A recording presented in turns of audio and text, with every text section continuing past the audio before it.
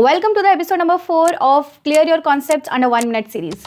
तो आज हम बात करने वाले हैं रेजोनेंस इफेक्ट के बारे में। तो रेजोनेंस इफेक्ट होता क्या है? So basically this is the shifting of pi electron और lone pair within the compound. ये जो इफेक्ट है वो इंट्रामोलिकुलर इफेक्ट है, मतलब कि कंपाउंड के अंदर ही होगा, किसी दो कंपाउंड के बीच में रेजोनेंस नहीं होगा। सबसे बड़ी बात, हाइपोथेटिकल फिनोमिना है, रियलिटी में एग्जिस्ट नहीं करता।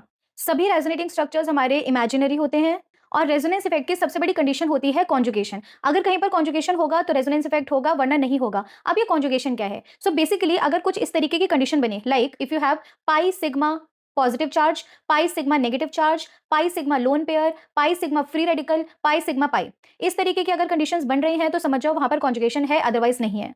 अब रेजोनेंस इफेक्ट हमारे दो टाइप के होते हैं, minus R and plus R effect. Plus R effect के ये सभी एग्जांपल्स हैं। अगर ये सभी ग्रुप हमारे बेंजीन रिंग पे लगे होंगे तो वो हमारा प्लस आर इफेक्ट शो करेगा। ये सभी ग्रुप बेंजीन के ऊपर इलेक्ट्रॉन डेंसिटी को इंक्रीज कर देते हैं, बिकॉज आप देख पा रहे हो कि रेजोनेटिंग स्ट्रक्चर में ये बेंजीन रिंग पर नेगेटिव चार्ज क्रिएट कर रहे हैं। वहीं पर जो हमारे माइनस आर इफेक्ट होते हैं, दीज आर द एग्जांपल्स। ये सभी ग्रुप बेंजीन रिंग की इलेक्ट्रॉन डेंसिटी को डिक्रीज करते हैं, because you can see resonance के थ्रू ये बेंजीन रिंग पर पॉजिटिव चार्ज को क्रिएट कर रहे हैं। रेजोनेटिंग स्ट्रक्चर्स बनाते टाइम कुछ बात का ध्यान रखना। फॉर एग्जांपल, रेजोनेटिंग स्ट्रक्चर्स में एटम कभी भी अपनी प्लेस से मूव नहीं करता है, सिर्फ और सिर्फ इलेक्ट्रॉन ही मूव करता है। Second thing, total charge of all the resonating structure must be equal.